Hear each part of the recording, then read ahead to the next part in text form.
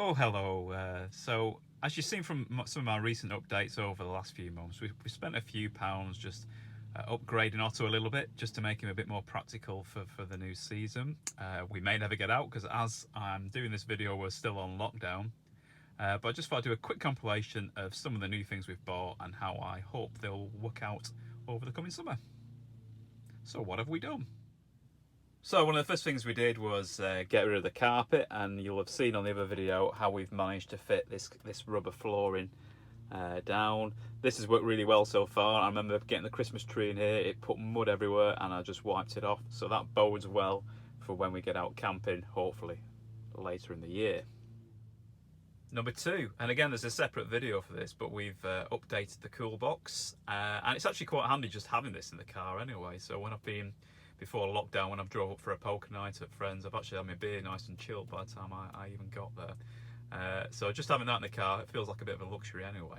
Number three, and this was the biggest expense so far. I had a few glasses of wine on a Saturday night and decided that it would be good to have a more comfortable mattress for the camper.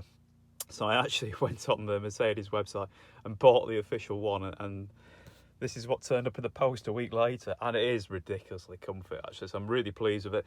We've only slept on it once in the garden so far, but I know it's massively better than the air bed that we had before then. It's pretty huge as well. It actually takes a full king-size sheet, fitted sheet. The only thing we've had to do for Otto is, because of the kitchen, it's actually a bit longer than the kitchen, so I just had to take out a bit of the foam down here just to fit it around a little bit. But a very simple modification, just needed a bread knife to do that, take the foam out and fix it. But yeah, there you go. That's where several €100 got spent, unplanned. Okay, number four was we've tidied up the electrics a bit. Now, if you've seen the previous video, we used to have the hookup cable down here and the actual plug socket at the end.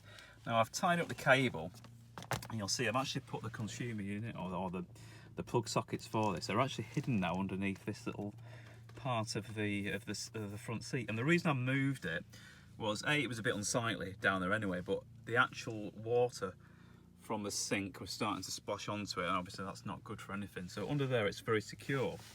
And the thing that we've done just on top of that then, there's a little hole here down into there, just under the seat. So I've actually threaded out a really small ½ metre extension cable, so there's a plug there for easy access when required, and I've done the same with a cigarette lighter adapter, so we can plug in the cool box or anything else. So it's a really easy plug access there when required, and of course this just ends up going out the window when required. So that's really kind of neat, and I think that'll work really well. I'm very pleased with that.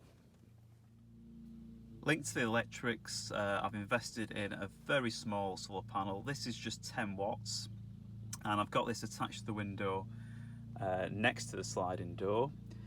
That window of course is tinted, so it's actually really discreet, so you can't even see the solar panel from outside, yet you still get the full wattage from the sun being delivered to the auxiliary battery. I have tested that, and you can see I've just really discreetly wired that behind the cup holder and down into the cigarette lighter, which is just down there by the door. I'm quite pleased with it. I think it's quite neat. Let's just pull it off so you can have a quick look. Okay, so it's just a very basic solar panel, but it's sufficient to charge a couple of phones at any one time if we're off grid, and that's the Falcon 10-watt solar panel, if anyone's interested. And the final thing we've done, just for a bit of fun, is I've added some LEDs to the kitchen. Just give it a bit of ambient lighting when we're out camping. These are just off Amazon for a few quid. You get a remote control, you can pick your colour, and if I just turn it on, there we go. How great does that look? One for the kids more than for us, but I'm quite pleased with that for the sake of £6. So that's it. Hopefully we'll get to use this at some point once this lockdown gets lifted. Once it does get lifted, I do plan on actually making a video for you about how we actually pack the camper van. I think you'll find that quite useful to see how much stuff we fit in here for 2 adults, 2 kids and a dog, don't forget. Anyway, till next time, thanks for watching.